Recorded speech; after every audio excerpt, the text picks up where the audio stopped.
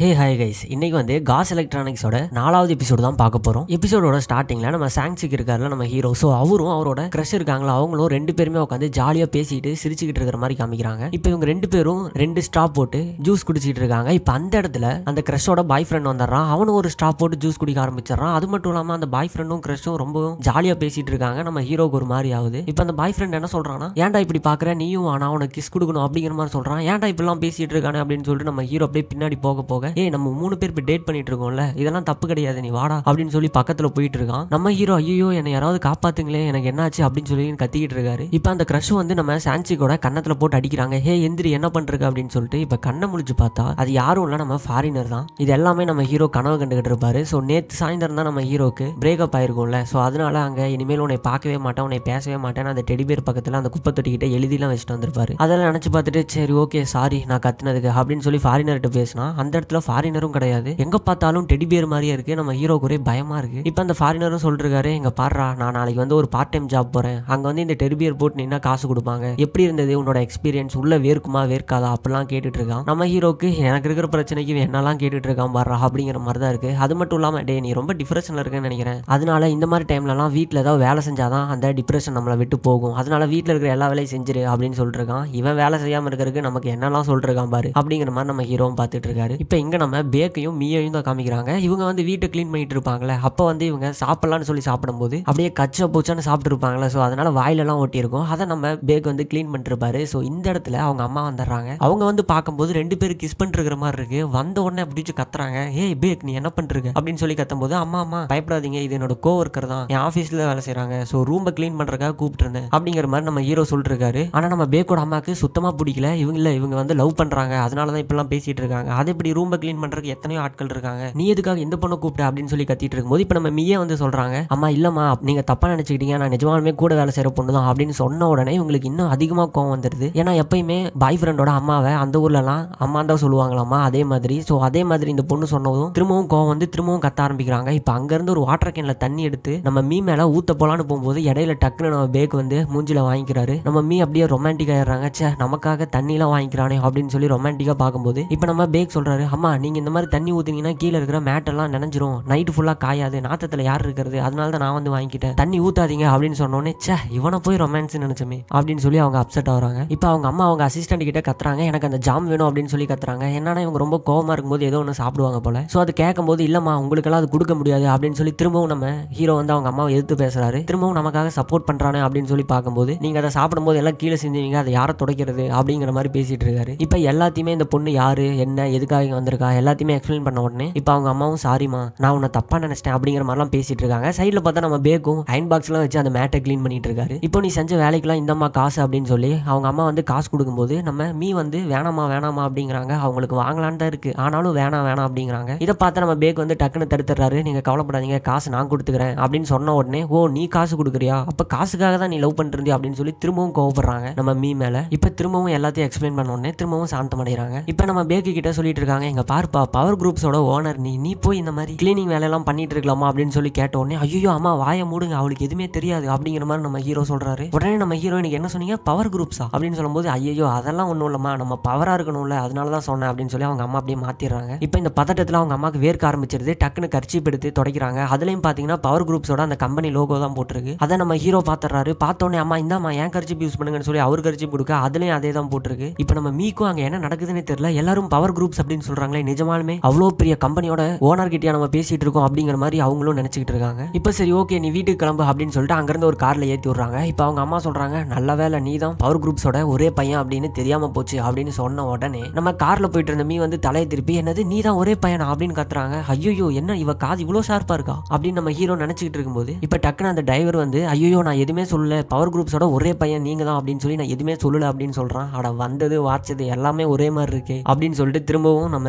Back வந்து கவலைப்பட ஆரம்பிக்கிறாரு. இப்போ அடுத்த நாள் ஆஃபீஸில் நம்ம ஹீரோவை தான் காமிக்கிறாங்க. நம்ம ஹீரோ ரொம்ப சோகத்தில் இருக்காரு, ஏன்னா அவருக்கு தான் லவ் ஃபெயிலியர் ஆயிடுச்சுல. ஸோ அதனால இப்போ நம்ம ஹீரோயினும் சும்மா இல்லாமல் நம்ம ஹீரோ போட்டு நோண்டிக்கிட்டே இருக்காங்க. ஆனால் நம்ம ஹீரோ ரியாக்டே பண்ண மாட்டாரு. இப்போ இந்த பக்கம் நம்ம மீ வந்து கேட்டுட்டு இருக்காங்க பேக் கிட்ட, நீ தான் அந்த அவ்வளோ பெரிய கம்பெனியோட ஒரே பையனா, எனக்கு உண்மை தெரிஞ்சாகணும் அப்படின்னு சொல்லும்போது, சேச்சா அப்படிலாம் எதுவும் கிடையாது, நேற்று சும்மா எல்லாம் விளாண்டு இருந்தாங்க, நீ தான் தப்பா புரிஞ்சுக்கிட்ட அப்படின்னு சொல்லிட்டு இருக்கும்போது டக்குன்னு ஒரு கொசு வந்து உட்காருது நம்ம மீ மேல. அவங்க அந்த கொசு அடிக்கிறதுக்கு கையை தூக்கி போய் கொசுவை டக்குன்னு அடிக்கிறாங்க. அதை பார்த்து ரொம்பவே பயந்துடுறாரு. பயந்துடுறாரு. பயந்துட்டு எல்லா உண்மையும் சொல்லிடுறாரு. ஆமா, பவர் குரூப்ஸோட ஒரே பையன் நான் தான் அப்படிங்கிற மாதிரிலாம் சொல்லிடுறாரு. இப்போ நம்ம மீக்கு ஒரே ஷாக்கு. அப்படி இருந்து நீ ஏன் இங்க வந்து வேலை செய்யற அப்படின்னு சொல்லி கேட்கறாங்க. எனக்கு ஸ்டார்டிங்ல இருந்து எல்லாமே நானே கத்துக்கணும், எங்க அப்பா கூட இருந்து எங்க அப்பா எதுவுமே எனக்கு சொல்லி தரக்கூடாது அப்படிங்கறக்காக தான் நான் இங்க வந்து வேலை செய்யறேன் அப்படின்னு சொல்லும்போது, அதுக்காக இந்த ஊர்ல எவ்வளவோ கம்பெனி இருக்கு, ஆனா நீ எதுக்கு பர்டிகுலரா இந்த கம்பெனிக்கு வந்த அப்படின்னு சொல்லி கேட்கும்போது, எல்லா கம்பெனிலும் எங்க அப்பாவோட இன்ஃபுளுன்ஸ் இருக்கு, இதுல மட்டும் தான் கிடையாது, அதனாலதான் இங்க வந்தேன் அப்படின்னு நம்ம பேக்கும் சொல்றாரு. ஆனா இதை நீ வெளியே சொல்லக்கூடாது அப்படின்னு சொல்லும்போது, நான் கண்டிப்பா சொல்ல மாட்டேன், ஆனா நான் உனக்கு கொடுக்க வேண்டிய பணத்துல நீ கொஞ்சம் கழிச்சுக்கணும் அப்படின்னு சொல்லும்போது நம்ம பேக்கும் சரி அப்படிங்கிறாரு. இப்ப டீல் அப்படின்னு சொல்லிட்டு அவங்க அந்த கொசு அடிச்ச கையோட அந்த ரத்தத்தோட கை கொடுக்குறாங்க. அவரும் வேற வழி இல்லாம கை கொடுக்குறாரு.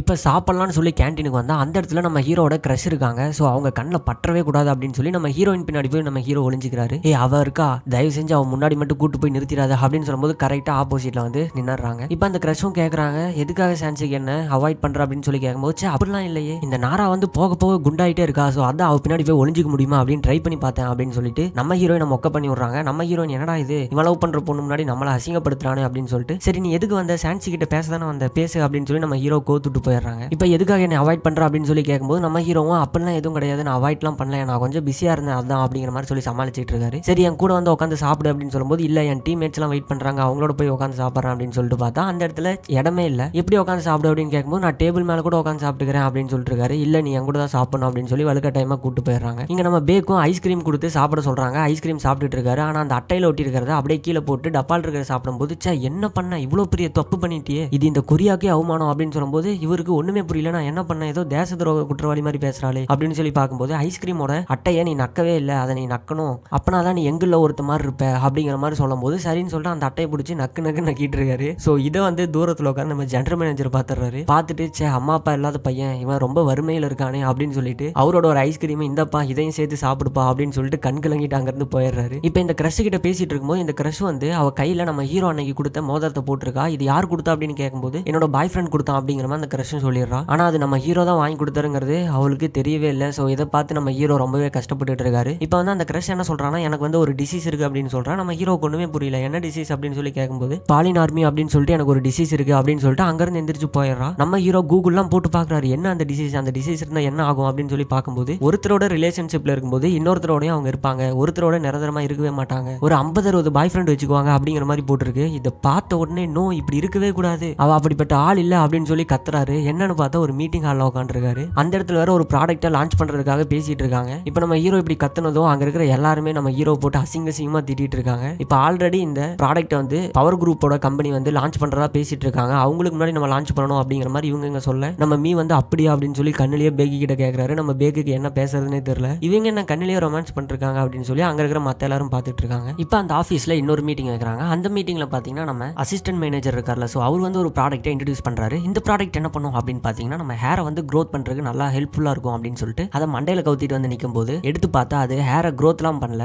எங்க ஹேர் கம்மியா இருக்கும் அந்த இடத்துல ஹேர் இருக்கிற மாதிரி கலரிங் தான் பண்ணிருக்கு. ஸோ இதை பார்த்து எல்லாம் சிரிக்கிறாங்க. இது வந்து ஹேர் க்ரோத் ப்ராடக்ட் கிடையாது, ஹேர் கலரிங் ப்ராடக்ட் தான் நீங்க சொல்லணும் அப்படின்னு சொல்லி செம்மையா கலாச்சிக்கிட்டு இருக்காங்க. இப்போ அந்த மீட்டிங் அப்படியே முடியுது. இப்போ நம்ம ஹீரோ வேற ஒரே கவலையா இருக்கு. போய் அவங்க கிரஷ் கிட்ட கேட்டுறாரு, இந்த மாதிரி உனக்கு என்ன பிரச்சனை சொல்லு, நான் வந்து சர்ச் பண்ணி பார்த்தேன், உனக்கு எத்தனை பாய் ஃப்ரெண்ட் இருக்காங்க, நீ இப்போ எந்த ஸ்டேஜ்ல இருக்க எல்லாமே எனக்கு தெரியணும், அப்பதான் ஏதோ ஒன்று பண்ண முடியும் அப்படின்னு சொல்லி கேட்கும்போது, இப்போ அவங்க அச்சுன்னு தும்முவாங்க. தும்மும்போது அவங்க கையில பார்த்தா ஒரு கையில 4 ரிங் இருக்கு, இன்னொரு கையிலயும் 4 ரிங் இருக்கு. அதை பார்த்த உடனே 8 பாய் ஃப்ரெண்ட் அப்படிங்கிற மாதிரி நம்ம ஹீரோ ஷாக் ஆகுறாரு. இப்போ அந்த கிரஷ் ஒரு டீம்ல இருப்பாங்களா, அந்த டீம் ஆட்கள்லாம் வந்து வேலை செய்யலாமா அப்படிங்கிற மாதிரி சொல்லி கூட்டிட்டு போறாங்க. அது எல்லாமே பாய் ஃப்ரெண்டா நம்ம ஹீரோ கண்ணுக்கு தெரியுது. இப்போ இவங்க எல்லாரும் ஒரே இடத்துல டேட் பண்ணா எப்படி இருக்கும் அப்படின்னு நினைச்சு பாக்குறாரு. ரொம்பவே அருவருப்பா இருக்கு. இப்போ நம்ம ஜெனரல் மேனேஜர் இருக்கார்ல, அவர் வந்து நம்ம கிம், அதுக்கப்புறம் ஹீரோ, அதுக்கப்புறம் அந்த அசிஸ்டன்ட் மேனேஜர், இவங்க 3 பேத்தையுமே ஒரே ஒரு டீம்ல போட்டு ஒரு ப்ராஜெக்ட்டுக்கு நீங்க தான் இன்சார்ஜ், நீங்க போய் ப்ராஜெக்ட்டை பிரசன்டேஷனை ரெடி பண்ணிட்டு வாங்க அப்படிங்கிற மாதிரி சொல்லி விட்டுறாரு. இப்போ அந்த அசிஸ்டன்ட் மேனேஜரும் என்னோட ஒய்ஃபுக்கு இன்னைக்கு தான் பர்த்டே, அதனால நான் போய் ஆகணும் அப்படின்னு சொல்லும்போது நம்ம ஹீரோவும் ஆமா என்னோட கிரஷ் கிட்ட நான் போய் மீட் பண்ணி நிறைய பேச வேண்டியது இருக்கு அப்படின்னு சொல்றாரு. ஸோ அதனால ப்ராஜெக்ட்டை சீக்கிரம் முடிப்போம் அப்படின்னு சொல்லிட்டு 3 பேரும் வேகமா முடிக்கிறாங்க. முடிச்சுட்டு போய் அந்த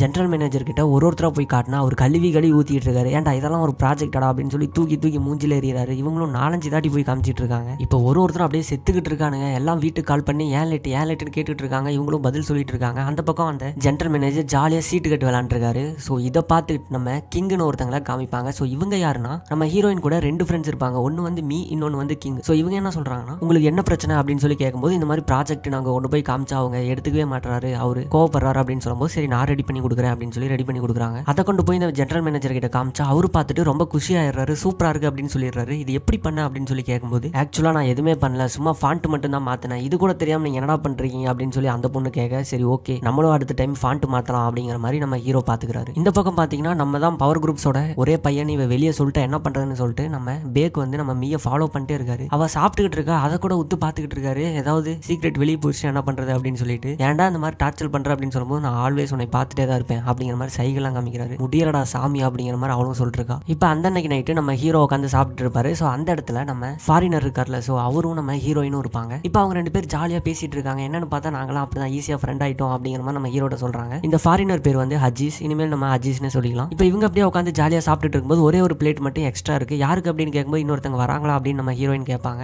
ஆமா அப்படின்னு சொல்லி முடிக்கிறதுக்குள்ள வராங்க. யாருன்னு பார்த்தா நம்ம ஹீரோவோட கிரஷ் தான். நைட்டு மீட் பண்ணலாம் அப்படின்னு சொல்லியிருப்பாங்க. ஆனா அவங்க பாத்தீங்கன்னா நம்ம அஜீஸுக்கும் நம்ம ஹீரோக்கு மட்டும் தான் சாப்பாடு வாங்கிட்டு வந்திருக்காங்க, நம்ம நாராக்கு வாங்கிட்டு வரல. இப்போ வந்துட்டு நம்ம ஹீரோயினை பார்த்துட்டு, சாரி உனக்கு நான் வாங்கிட்டு வரல, நீங்க இருப்பேன்னு தெரியாது அப்படின்னு சொல்லும்போது, நீ தான் இங்க வருவேன்னு எனக்கு தெரியாது அப்படின்னு கோவமா நம்ம ஹீரோவை பார்த்து பேசிட்டு இருக்காங்க. இப்போ எல்லாருமே சாப்பிட்டுட்டு இருக்கும்போது நம்ம அஜீஸ் இருக்கார்ல, ஸோ அவரை பார்த்து நீங்க வந்து இந்தியா தானே, ஸோ நீங்க வந்து ஹிந்துவா தான் இருப்பீங்க, இதெல்லாம் எப்படி சாப்பிடுவீங்க அப்படிங்கிற மாதிரி சொல்லிட்டு இருக்கா இந்த கிரஷ். இல்ல நான் கிறிஸ்டியன் அப்படின்னு சொல்லும்போது அவ இந்த ரிலீஜியன் கேஸ்ட் அது இதுன்னு வச்சு பேசிட்டு இருக்கா. ஸோ அதை கேட்டோன்னே நம்ம அஜீஸுக்கு சுத்தமா பிடிக்கல. எப்படா இவங்க இருந்து போவா அப்படிங்கிற மாதிரி தான் நம்ம அஜீஸும் பார்த்துக்கிட்டு இருக்கான். இப்போ டின்னர்லாம் முடிச்சதுக்கு அப்புறம் நம்ம ஹீரோயினும் அஜீஸும் அங்க இருந்து கிளம்புறாங்க. இப்போ ஏன் இங்க இருந்து போறீங்க அப்படின்னு சொல்லிட்டு இந்த கிரஷ் வந்து அஜீஸ்ட கேட்கறா. நம்ம நாராட்ட பேசவே மாட்டா ஹீரோயின், ஏன்னா ஹீரோயினுக்கும் அந்த கிரஷுக்கு வந்து ஆகாதுல. இப்போ அஜீஸ் என்ன சொல்றானா, இல்லம்மா நான் அடுத்தவங்களோட பிரைவசியில தலையிடுறது இல்ல, நீங்க ஜாலியா பேசிட்டு இருங்க அப்படின்னு சொல்லிட்டு போகும்போது, எனக்கு உங்களை ரொம்ப பிடிச்சிருக்கு, நீங்க இங்கே இருங்க அப்படின்னு சொல்லி அந்த கிரஷ் கூப்பிடுறா. ஆனா நம்ம அஜீஸுக்கு தான் சுத்தமா அந்த பொண்ணை பிடிக்கல. இப்போ நம்ம பேக்கும் மீய ஃபாலோ பண்ணிட்டே போயிட்டு இருக்கும்போது, ஹே எதுக்குடா என்னை ஃபாலோ பண்றா அப்படின்னு சொல்லி நம்ம மீ கேட்கறாங்க. இல்ல நீ குடிச்சிருக்கல, பத்திரமா வீட்டுக்கு போகணும்ல, அதனால தான் ஃபாலோ பண்ற அப்படின்னு சொல்லும்போது, அதெல்லாம் எனக்கு தெரியும், நான் போய்க்குவேன், நீ இங்க இருந்து கிளம்பு அப்படின்னு சொல்லிட்டு சொன்ன உடனே இவரும் கார்ல ஏறி உட்காந்துறாரு. இப்போ அவங்களும் பவர் குரூப்ஸோட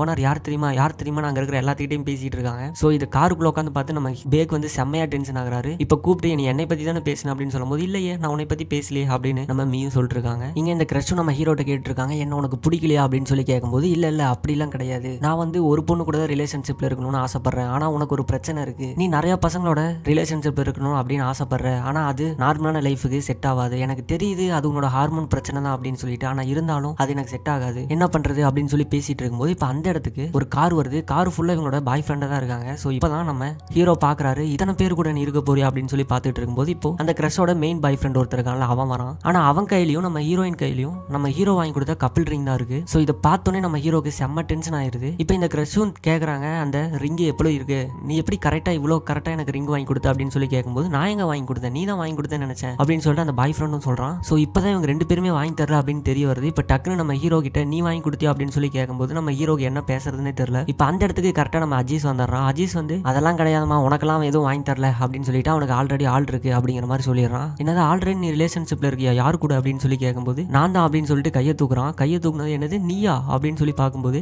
நான் இல்லம்மா அங்க இருக்கா பாரு அந்த பொண்ணு அப்படின்னு சொல்லிட்டு நம்ம ஹீரோயின் நாராவை காமிக்கிறான். இதை கேட்டு நம்ம ஹீரோக்கு, ஏன்டா அதுக்கு நீயே பரவாயில்லடா, நான் கேனு கூட சொல்லிட்டு இருந்திருப்பேன், அவளை ஏன்டா கோத்துடுற அப்படிங்கிற மாதிரி நம்ம ஹீரோ பார்த்துட்டு இருக்கான். இப்போ இதை பார்த்து நம்ம ஹீரோயின், ஐயோ நம்ம தான் அவனோட ஆள்னு வேற சொல்லிட்டானே அப்படின்னு சொல்லிட்டு நம்ம ஹீரோயின் ஒரு மாதிரி பார்த்துட்டு இருக்கேன். ஸோ இந்த இடத்துல இந்த 4வது எபிசோட முடிக்கிறாங்க. ஸோ இந்த வீடியோ உங்களுக்கு பிடிச்சிருக்கும்னு நினைக்கிறேன். Thank you, by.